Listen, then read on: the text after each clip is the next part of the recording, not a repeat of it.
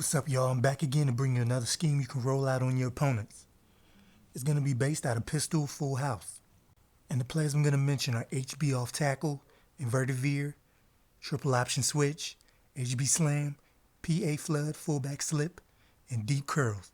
I was in a franchise where I drafted Percy Harvin, and I wanted to find a set where you can line him up in the backfield so you can use him as a running back and receiver instead of the typical jet sweeps, and I came across wide receiver backfield package out of pistol full house.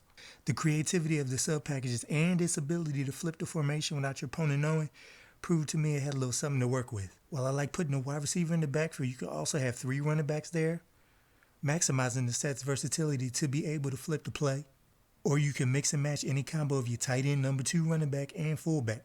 The first 2 plays I'm going to show you are HB off tackle and inverted veer. First play is the HB off tackle. You want to read the left tackle to determine if you should keep it outside or cut it inside the left tackle to avoid getting hit, and let the 2 backfield blockers wall off any incoming traffic to break you free to the perimeter.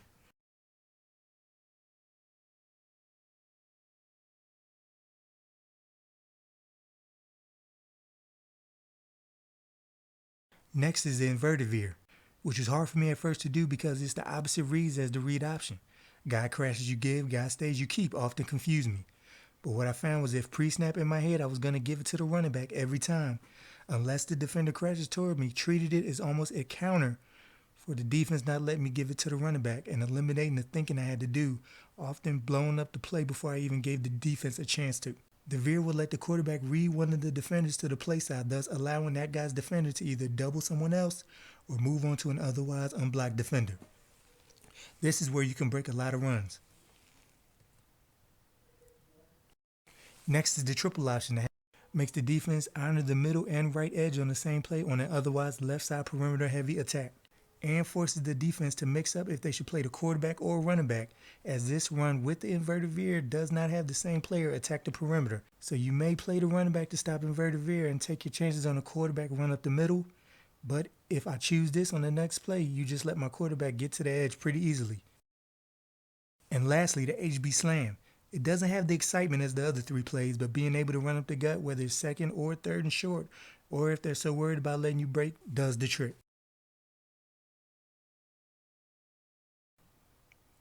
First play is PA flood fullback slip. You're going to hot route Y on the wheel and A on the curl route. Your reads will start with Y. You see he's being followed, indicating man, so you move on to X on the dig route. It's a man beater, so if nobody else is between him and the ball, you want to lead him inside. As soon as he makes his break, also the higher the wide receiver route running, the faster he breaks.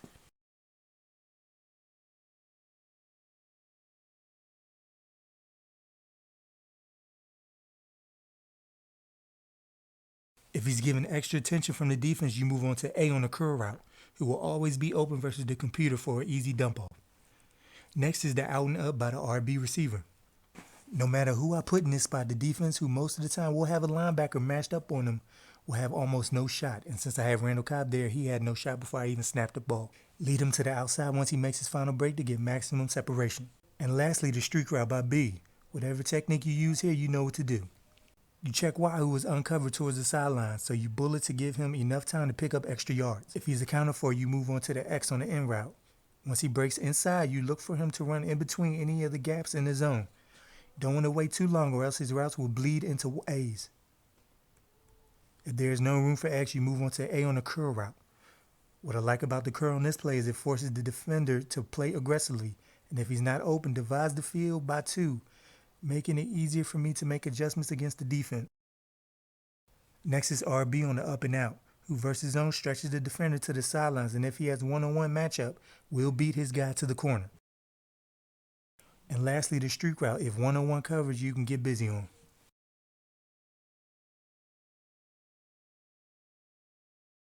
Last play will be deep curls.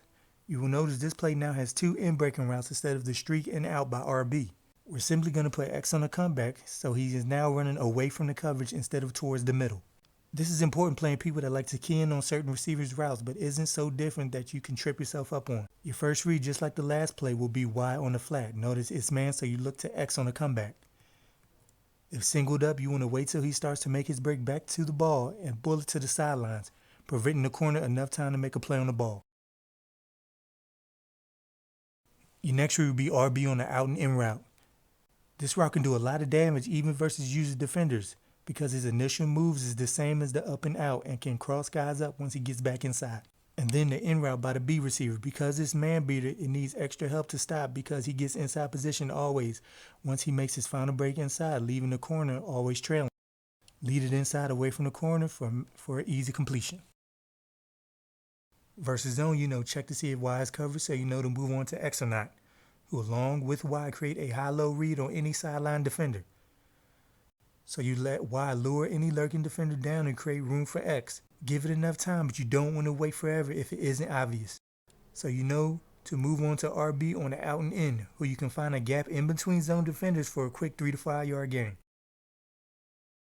And lastly, the B receiver. You want to look to the area he will run towards, and if there isn't a defender covering it, lead him inside to let him run after it to fill in the gap the defense left. Hope you like the scheme I put together, and like, comment, and subscribe for more videos.